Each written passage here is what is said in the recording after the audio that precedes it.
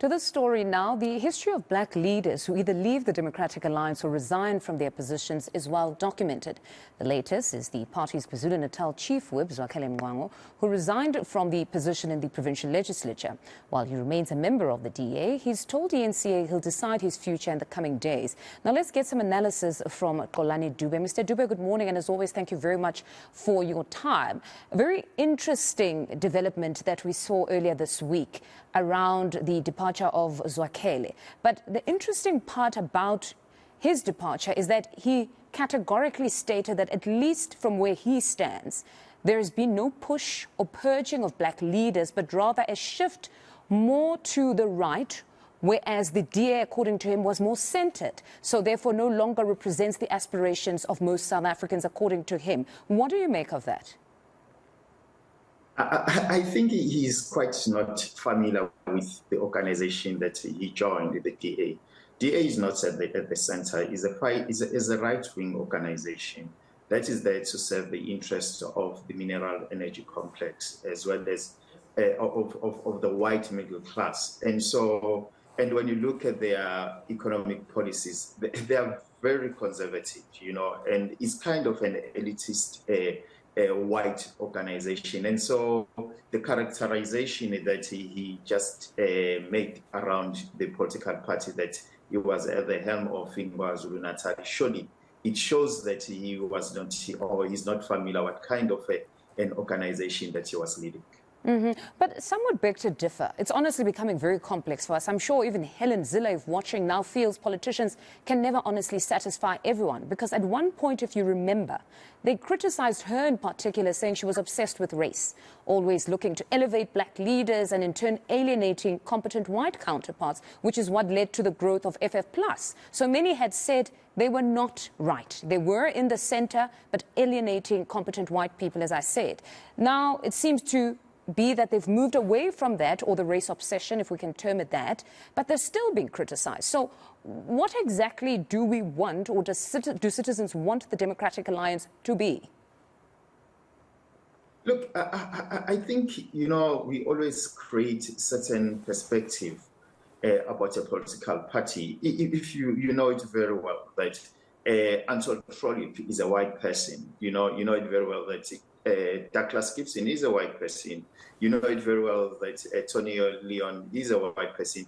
At a certain time, Tony Leon and Douglas Gibson, they left the responsibility of leading the organization when Helen Zille became the leader. And so DA, just like any other political party, we have to accept that they recruit people for a specific purpose, and then when that purpose is being achieved or not, and then they discard those individuals. And so sometimes it's not the issue of race, it's the issue of the appropriateness of your usefulness at a particular time for a particular organization to use you. It's the same thing even in the ANC. They used Malema, they've used people even also in the IFP, they use Zanele Makwaza. And so political parties are institutions. They have their life of its own, and at a certain epoch, they tend to aggravate to a particular agenda. And if you fit to that agenda,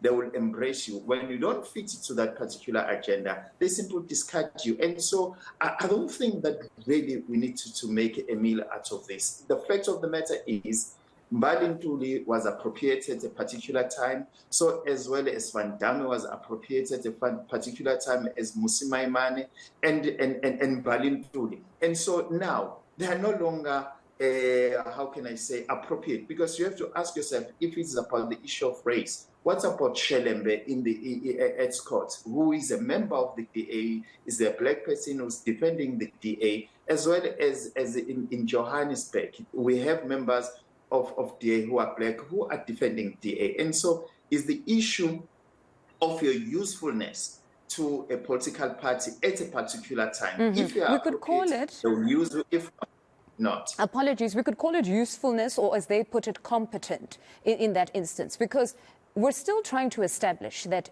if you recall, like I said a bit earlier, they were criticized for perhaps placing black leaders and saying this was more superficial than anything to do with competence. It seems they've changed their approach to say there will be black leaders, there'll also be white leaders, and this is purely based on merit. But they're still being criticized to say there's a black purge. I'm asking, do you believe that the DA has shifted to the right? Is it centered? Or it's none of the above at this point? It's oscillating between the two? Look, you have to understand that DA is a thoroughgoing lab, and its policies, as I've said, don't change. It's a right-wing organization that serves the interest of the ruling class. That's the bottom line about the economic policies of the DA. But what they do, they always try to look at how they influence the architect or the design of politics in terms of representation of skin pigmentation in our country. But their economic policies, we know, they serve the minerals energy complex. It's very conservative, it's very right-wing. But as I've said, when it comes to skin pigmentation, politics of representation, that's where they always try to experiment with Indians, with colored communities, as well as with black communities. And then to the Joburg Metro debacle, I read just this morning Helen Zilla's tweets. She was saying it's actually untrue that Mpho Phalatse called pleading for the IFP to be given the speaker position. Instead, she says they were prepared to consider it as the Democratic Alliance and brought it to the mayor's office, but the mayor's office was the one that went on to state that removing a speaker in a 7-party coalition would leave the mayor vulnerable and there would be 2 centers of power. What do you make of that revelation? Look, you have to understand that coalitions are very unpredictable, and you can't simply have a firm or factual stand when it comes to what you call it coalition. And also, in terms of coalition, is a top-down approach. That's the most weakness of South African coalition, because the national leadership, they tend to dictate what is happening, what must happen at the bottom line of coalition, where they are supposed to hand it over to the local government to decide what is happening. And so this interference, it always creates this stalemate. As now, there was no need for Helen Zille to interfere on the local government coalition. They were supposed to have confidence on the local leadership to say, look, you will navigate out of this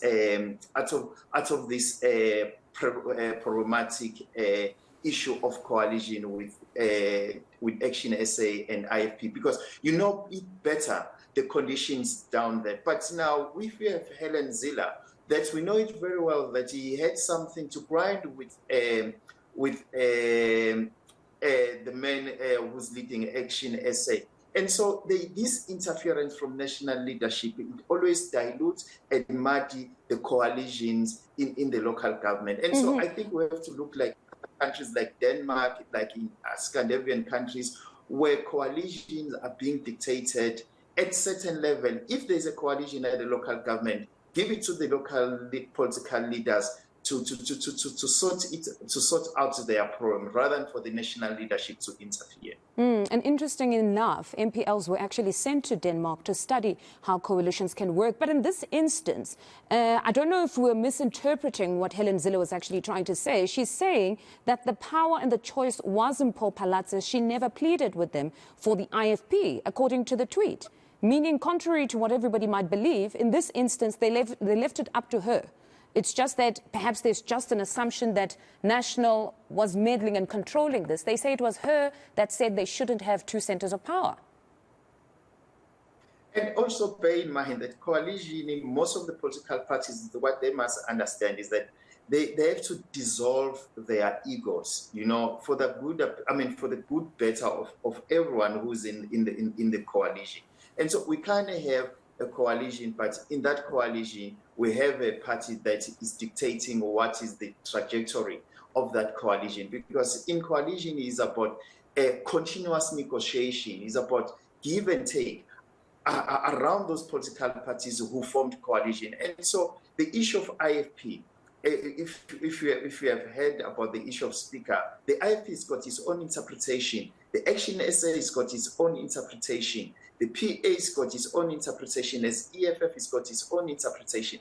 And so that's why I'm saying this issue of coalition in South Africa, these are kind of thoroughgoing experiment, possible one day, or we might have a proper understanding of what the coalition is all about. But at the bottom line, coalition is not about stroking your ego or wanting other political parties to stroke your ego. Coalition is about give and take. Give and take indeed, and it seems to be the future insofar as politics and governance is concerned. Xolani, thank you as always for your time. That's a political analyst, Xolani Dube.